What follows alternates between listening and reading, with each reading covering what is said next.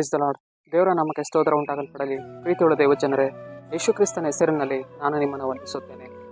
2 ಕೊರಿಂಥ 12ನೇ ಅಧ್ಯಾಯ 9ನೇ ವಚನದಲ್ಲಿ ವಾಕ್ಯ ಈ ರೀತಿಯಾಗಿ ಬರೆಯಲ್ಪಟ್ಟಿದೆ.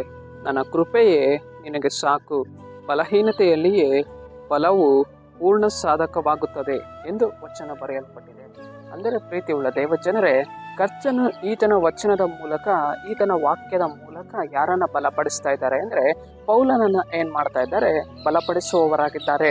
ಪೌಲನೇ, ನಿನ್ನ ಬಲಹೀನತೆಯಲ್ಲಿಯೇ ನನ್ನ ಬಲವು ನಿನಗೆ ಏನಾಗುತ್ತೆ? ಪೂರ್ಣ ಸಾಧಕವಾಗುತ್ತೆ ಎಂದು ಕರ್ತನು ಇಲ್ಲಿ ಪೌಲನನ್ನು ನೋಡಿ ಹೇಳ್ತಾ ಇದ್ದಾರೆ.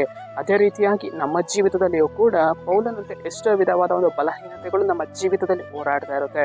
ಆ ಒಂದು ಬಲಹೀನತೆಯ ನಿಮಿತ್ತ ನಾವು ಏನಾಗ್ತೇವೆ? ಸೋತು ಹೋಗ್ತೇವೆ. ನಾವು ಕರ್ತನ ಸಮ್ಮುಖಕ್ಕೆ ಹೋಗಿ ಪ್ರಾರ್ಥಿಸಬೇಕು. ಕರ್ತನೆ, ನನ್ನ ಜೀವಿತದಲ್ಲಿ ಒಂದು ಬಲಹೀನತೆ ಹೋರಾಡ್ತಾ ಇದೆ ಸ್ವಾಮಿ, ನಾನು ಏನು ಮಾಡಬೇಕು ನನಗೆ ಗೊತ್ತಾಗ್ತಿಲ್ಲ ದೇವ್ರೆ. ಪೌಲನನ್ನು ನೀನು ಹೇಗೆ ಬಲಪಡಿಸಿದೆಯೋ ಅಪ್ಪ, ಅದೇ ರೀತಿಯಾಗಿ ನನ್ನನ್ನು ನೀನು ಬಲಪಡಿಸು. ನಿನ್ನ ಪ್ರಸನ್ನತೆ ನನ್ನ ಮೇಲೆ ಇಳಿದು ಬರಬೇಕು ಸ್ವಾಮಿ.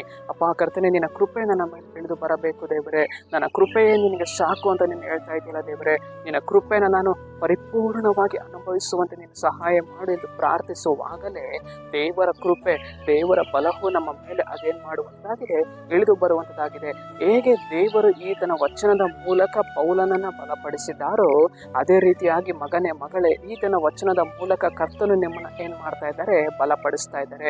ನಿನ್ನ ಕೃಪೆಯೇ ನನಗೆ ಸಾಕು ಎಂದು ನಾವು ಹೇಳುವಾಗಲೇ ದೇವರ ಕೃಪೆ ನಮ್ಮ ಮೇಲೆ ಅನುದಿನವೂ ನಮ್ಮನ್ನು ನಡೆಸುವಂಥದ್ದಾಗಿದೆ. ನಾವು ಭಯಪಡುವಂತಹ ಅವಶ್ಯಕತೆ ಇಲ್ಲ, ನಾವು ಬಿದ್ದು ಹೋಗುವಂತಹ ಅವಶ್ಯಕತೆ ಇಲ್ಲ. ಯಾಕೆಂದರೆ ದೇವರ ಕೃಪೆ ನಮ್ಮನ್ನು ಬಲಪಡಿಸುವಂಥದ್ದಾಗಿದೆ. ಸರಿ, ನಾವು ಪ್ರಾರ್ಥಿಸೋಣ. ಅಪ್ಪ ನಿನಗೆ ಸ್ತೋತ್ರ. ಈ ವಾಕ್ಯ ಭಾಗ ಸಂದೇಶವನ್ನು ನೋಡ್ತಾ ಇರುವಂತಹ ಜನಗಳನ್ನ ಮತ್ತು ನಿನ್ನ ಜನರ ಜೀವಿತದಲ್ಲಿ ದೇವರೇ ನಿನ್ನ ಕೃಪೆ, ನಿನ್ನ ಬಲ ಇಳಿದು ಬರಲಿ. ಅದಕ್ಕಾಗಿ ಸ್ತೋತ್ರ ಕರ್ತನೆ, ನಜರೇತಿನ ಯೇಸುವಿನ ನಾಮದಲ್ಲಿ ತಂದೆಯೇ, ಆಮೆನ್.